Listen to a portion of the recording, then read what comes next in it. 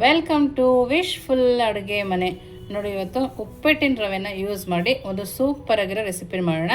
ನೋಡಿ, ಒಂದು ಬೌಲ್ ಆಗುವಷ್ಟು ನಾನಿಲ್ಲಿ ಉಪ್ಪಿಟ್ಟಿನ ರವೆನ ತೊಗೊಂಡಿದ್ದೀನಿ. ಚಿರೋಟಿ ರವೆ ಕೂಡ ತೊಗೋಬೋದು. ನೋಡಿ, ಒಂದು ಬೌಲು ಉಪ್ಪಿಟ್ಟಿನ ರವೆ ತೊಗೊಂಡಿದ್ನಲ್ಲ, ಅದಕ್ಕೇ ಒಂದು ಅರ್ಧ ಬೌಲ್ ಆಗುವಷ್ಟು ಗೋಧಿ ಹಿಟ್ಟನ್ನು ಹಾಕ್ಕೊಳ್ತಾ ಇದ್ದೀನಿ. ಗೋಧಿ ಹಿಟ್ಟು ಹಾಕೋದ್ರಿಂದ ತುಂಬ ಚೆನ್ನಾಗಿ ಬರುತ್ತೆ.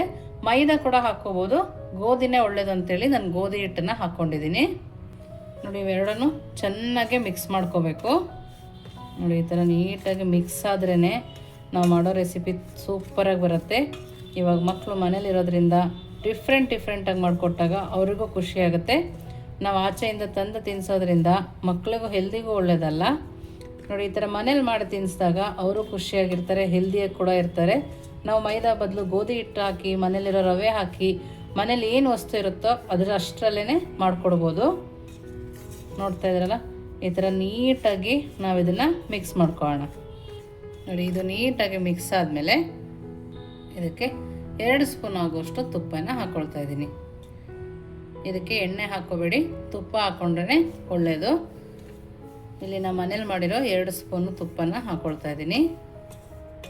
ನೋಡಿ, ಇದನ್ನು ಕೂಡ ಚೆನ್ನಾಗಿ ಮಿಕ್ಸ್ ಮಾಡ್ಕೊಬೇಕು.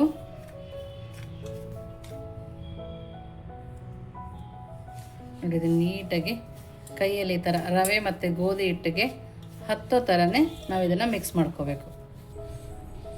ನೋಡಿ, ಈ ಥರ ಮಿಕ್ಸ್ ಮಾಡಿದ್ರೇ ನಾವು ಮಾಡೋ ರೆಸಿಪಿ ಸೂಪರಾಗಿ ಬರೋದು.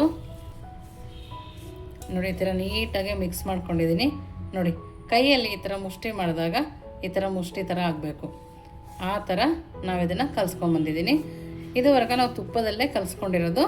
ಇವಾಗ ಇದಕ್ಕೆ ನೋಡಿ, ತುಪ್ಪದಲ್ಲಿ ಕಲಸಿದ್ಮೇಲೆ ಇವಾಗ ದಪ್ಪ ಸಕ್ಕರೆನ ಹಾಕ್ಕೊಳ್ತಾ ಇದ್ದೀನಿ. ದಪ್ಪ ಸಕ್ಕರೆ ಆದ್ರೇ ಒಳ್ಳೆಯದು.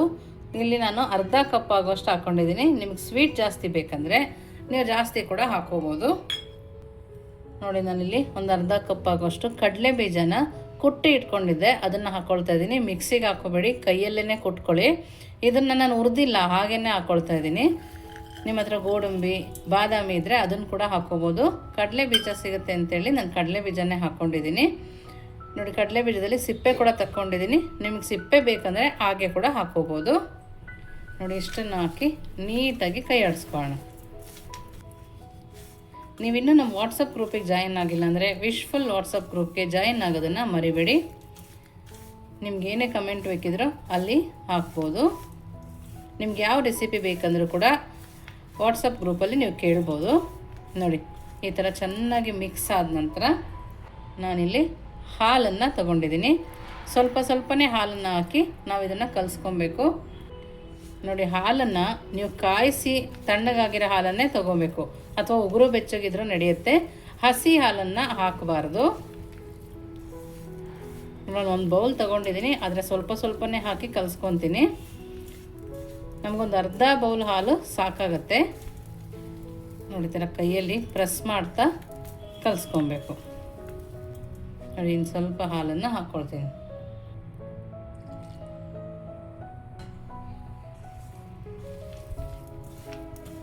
ಈ ಥರ ಸ್ವಲ್ಪನೇ ಹಾಲನ್ನು ಹಾಕಿ ಚೆನ್ನಾಗಿ ನಾದ್ತಾ ಕಲಿಸ್ಕೊಂಬರೋಣ. ನೋಡಿ, ಈ ಥರ ಚೆನ್ನಾಗಿ ನಾದ್ಕೊಂಡಿದ್ದೀನಿ. ಈ ಥರ ನಾದಿ ಒಂದು 5 ನಿಮಿಷ ಲಿಡ್ಡನ್ನು ಕ್ಲೋಸ್ ಮಾಡ್ಕೊಳ್ಳೋಣ.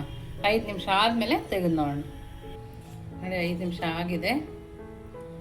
ನೋಡಿ, ಇವಾಗ ತೋರಿಸ್ತೀನಿ. ನೋಡಿ, ಈ ಥರ ನೀಟಾಗಿ ಬರಬೇಕು ನಮಗೆ. ನೋಡ್ತಾ ಇದ್ದೀರಲ್ಲ, ನೋಡಿ, ಇಷ್ಟು ಚೆನ್ನಾಗಿ ಬಂದಾಗ ನಾವು ಚೆನ್ನಾಗಿ ನಾದಿರೋದ್ರಿಂದ ತುಂಬ ನೀಟಾಗಿ ಬರುತ್ತೆ ನಾವು ಮಾಡೋ ರೆಸಿಪಿ.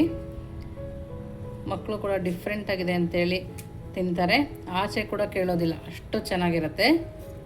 ಇವಾಗ ನೋಡ್ತಾ ಇದ್ದೀರಲ್ಲ, ಇವಾಗ ಇದರಲ್ಲೇ ಒಂದು ಉಂಡೆಗಳನ್ನಾಗಿ ಮಾಡ್ಕೊಳ್ಳೋಣ. ನೋಡಿ, ಈ ಥರ ಎಲ್ಲದನ್ನು ಮಾಡ್ಕೋಬೇಕು. ನಿಮಗೆ ಯಾವ ಸೈಜ್ ಬೇಕೋ ಆ ಸೈಜಲ್ಲಿ ಮಾಡ್ಕೋಬೋದು. ನೋಡಿ, ಇಲ್ಲಿ ಎಲ್ಲದನ್ನು ಇದೇ ಥರ ಮಾಡ್ಕೊಂಡಿದ್ದೀವಲ್ಲ. ಇವಾಗ ನೋಡಿ, ಒಂದು ಉಂಡೆ ತೊಗೊಂಡು, ನೋಡಿ, ಈ ಥರ ಒಂದು ಶೀಟ್ ತೊಗೊಂಡಿದ್ದೀನಿ. ಇವಾಗ ಒಂದು ಉಂಡೆನ ಇಟ್ಟು ನೋಡಿ, ಈ ಥರ ನೀಟಾಗಿರೋ ಒಂದು ಬೌಲ್ ತೊಗೊಂಡು ಈ ಥರ ಪ್ರೆಸ್ ಮಾಡ್ಕೊಳ್ಳೋಣ. ನೋಡ್ತಿದ್ರಲ್ಲ ಎಷ್ಟು ಚೆನ್ನಾಗಿ ಬರ್ತಾಯಿದೆ ಅಂತೇಳಿ. ಈ ಥರ ನಿಮ್ಮ ಕೈಯಲ್ಲೇ ಬೇಕಿದ್ರು ಕೈಯಲ್ಲೇ ಪ್ರೆಸ್ ಮಾಡ್ಕೊಬೋದು. ನೋಡಿ ಈ ಥರ ಮಾಡ್ಕೊಳ್ತೀನಿ. ತುಂಬ ಸುಲಭವಾಗುತ್ತೆ. ಮನೆಯಲ್ಲಿರೋ ಸಾಮಾನುಗಳಲ್ಲೇ ನಾವು ಇದನ್ನು ಮಾಡ್ಕೊಬೋದು.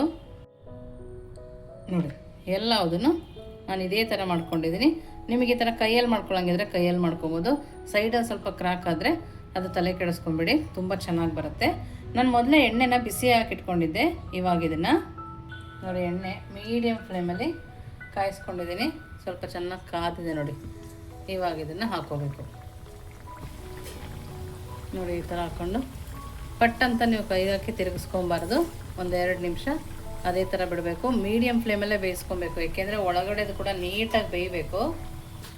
ನೋಡಿ ಎರಡೂ ಕಡೆ ತಿರುಗಿಸಿ ಈ ಥರ ಬೇಯಿಸ್ಕೊಬೇಕು. ಕಲರ್ ಕೂಡ ಸೂಪರಾಗಿ ಬರ್ತಾಯಿದೆ, ಸ್ಮೆಲ್ಲು ಕೂಡ ಸೂಪರಾಗಿದೆ. ನೀವು ಯಾವ ಬೇಕ್ರಿಗೆ ಹೋಗ್ಬೇಕಾಗಿಲ್ಲ, ಅಷ್ಟು ಚೆನ್ನಾಗಿದೆ. ಮನೆಯಲ್ಲೇ ಮಾಡಿ ಬಿಸ್ಕೆಟ್ನ ಕೊಟ್ಟಾಗ ಮಕ್ಕಳಿಗೆ ಕೂಡ ಇಷ್ಟ ಆಗುತ್ತೆ. ಸ್ವಲ್ಪ ಕೆಂಪಾಗೋ ತನಕ ನಾವು ಇದನ್ನು ಫ್ರೈ ಮಾಡ್ಕೋಬೇಕು. ನೋಡಿ ಸ್ವಲ್ಪ ಕೆಂಪಾಗೋ ತನಕ ನಾವು ಇದನ್ನು ಎಣ್ಣೆನಲ್ಲೇ ಬೇಯಿಸ್ಕೊಬೇಕು. ಎಷ್ಟು ಚೆನ್ನಾಗಿ ಕಲರ್ ಬರ್ತಾಯಿದೆ ನೋಡ್ತಾ ಇದ್ದೀರಲ್ಲ. ನೋಡಿ ಇವಾಗ ಇದನ್ನು ತಕ್ಕೊಳ್ಳೋಣ.